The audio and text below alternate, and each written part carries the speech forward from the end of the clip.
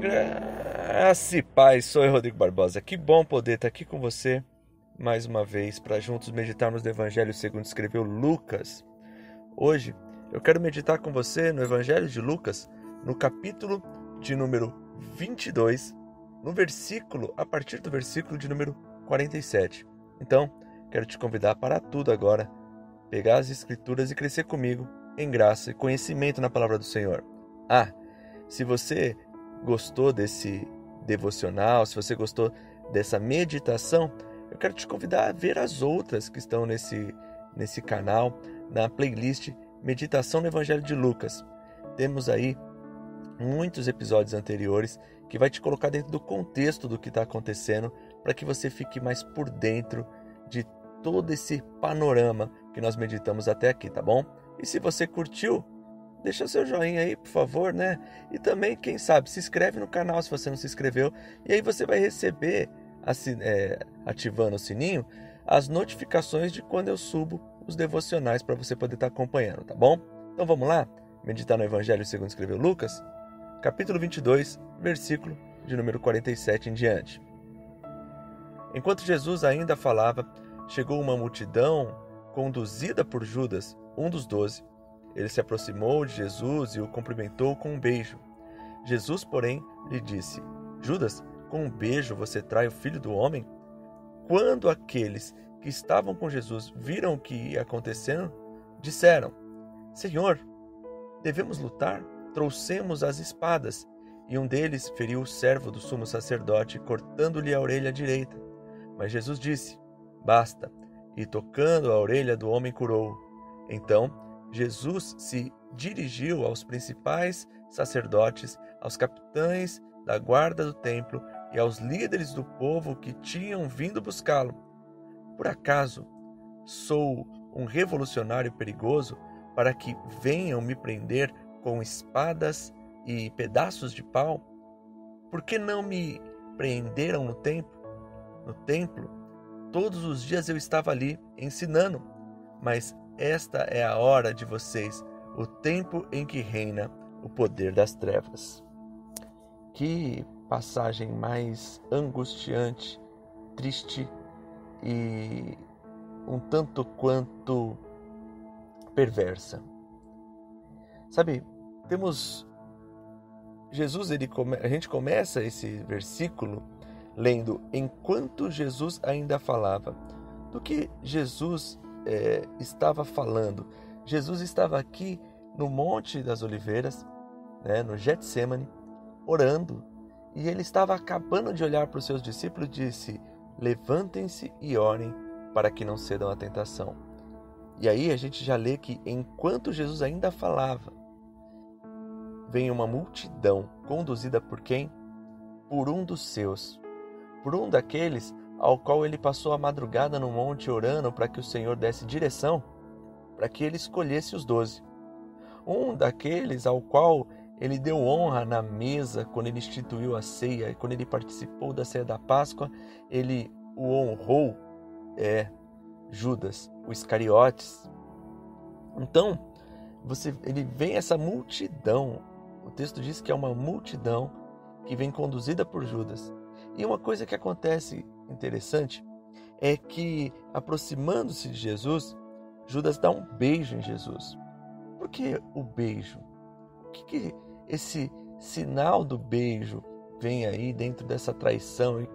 Mas por que Judas beija então Jesus dentro desse contexto? Sabe, Judas beija Jesus porque Jesus era parecido com os outros discípulos. E sendo ele parecido com os outros discípulos, não queriam pegar um Jesus ali falso, um falso Jesus. Não queriam levar Pedro de repente, não queriam levar André no lugar de Jesus. Não, eles queriam Jesus. Jesus era parecido com os outros discípulos. Jesus era gente da gente. Tanto que só alguém da sua convivência ali podia identificar para os outros da multidão que aquele de fato era o mestre, que aquele de fato era o Filho do Homem, que aquele de fato era Jesus. Sabe, eu fico pensando nisso. A gente às vezes quer se destacar da multidão, a gente quer ser diferente, e ainda mais quando se tem títulos eclesiásticos, muitas vezes, essa pessoa com os títulos elevados são colocados em lugares de destaque e acima da multidão, mas Jesus não é esse. Jesus precisa ser identificado com um beijo, para que possam ver que o Mestre dos Mestres, o Senhor dos Senhores, é quem de fato estão procurando. Que possamos pensar nisso, que possamos, de repente, entender que precisamos ser como gente da gente, gente que se mistura com gente ao ponto de se perder em meio a essas pessoas na aparência e assim sermos iguais. Jesus era igual a gente. Jesus era gente simples, humilde e que se confundia com seus discípulos se passasse pela rua. Isso é algo que devemos pensar. Mas uma traição que vem de alguém, a traição de quem nós não conhecemos, não é nem traição. Mas, sabe, as pessoas mais próximas da gente são às vezes as que mais nos magoam. A gente só sente a dor de alguém que é próximo. E Judas era próximo de Jesus. E essa traição, mas doeu profundo. Mas Jesus já sabia de tudo. Há poucas horas anteriores, ele havia dito que alguém iria traí-lo. Ele estava preparado para a pessoa mais perto dele pisar na bola com ele. Mas eu garanto que ele estava disposto, e a morte dele e tudo aquilo que ele estava por enfrentar, que ele já sabia que tinha que enfrentar, ele também fez e passou por Judas. Porque quando na mesa ele dá um bocado molhado, quando na mesa ele participa e parte a ceia com Judas, ele está dizendo: Judas, você é fraco, você vai me trair, mas eu morri por você também. Eu estou fazendo isso por você também, para que, quem sabe, no futuro Judas pudesse ter uma consciência que o perturbasse, mas ele pudesse se entregar ao Senhor. Mas infelizmente, às vezes, quando estamos perdidos no pecado, não é desse jeito que pensamos. A gente acaba se afogando na mágoa, no rancor, e isso muitas vezes, a gente sabe da história, nos leva a cometer atitudes terríveis por não suportarmos o peso dos nossos erros.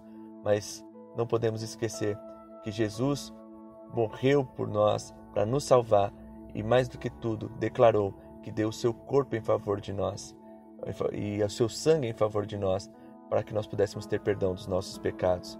Jesus, mesmo que nós possamos vacilar, cair, tropeçar, morreu por nós para que possamos nos arrepender e ter vida nele.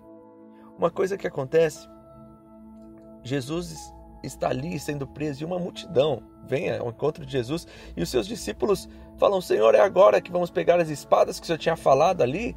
Você vai ver isso nos episódios anteriores. Jesus fala para os seus discípulos terem espadas, mas ele está falando, como eu disse, num sentido das dificuldades e da determinação que os discípulos têm que ter no reino. Porque o precipitado Pedro, a gente vai ver aqui, lança uma espada e dá uma espadada em Malco e corta a orelha dele. E Jesus disse: basta, basta, basta, não é isso, vocês não entenderam nada. Eu estou falando para vocês que eu vou ser preso, eu estou falando para vocês que eu vou ser morto, que tudo isso tem que acontecer, tudo isso está no script da história, da redenção da humanidade, mas vocês não entenderam. E Jesus cura aquele ao qual veio prendê-lo. Olha que coisa, mas a submissão, como Isaías 53 diz, como ovelha muda foi levada ao matadouro. Esse foi o nosso Senhor. Jesus também deixa claro aqui que a multidão eles tiveram a oportunidade de prendê-lo em todo o tempo, mas deixaram para aquele momento, para aquela hora. Sabe, tudo tem um tempo determinado, tudo tem um momento determinado e o tempo certo para acontecer. Deus está no controle de todas as coisas. E, sabe, aquelas pessoas que ovacionaram Jesus, pessoas que viram Jesus curando, que viram Jesus operando milagres, nesse momento se voltam contra Jesus também e vão no embalo daqueles que querem prendê-lo. Sabe, a multidão oscila entre adorar o Senhor e perseguir o Senhor. Eu quero dizer para você, encerrar esse devocional dizendo: tome cuidado com a multidão. Tome cuidado com que a multidão, aonde vão, o que desejam, porque ela oscila entre adorar, e aplaudir, elogiar e louvar o Senhor, mas também se deixa levar em paus e ódio para prendê-lo e matá-lo. Pense nessas coisas, que o Senhor te abençoe e te guarde, e que essa meditação fique no teu coração.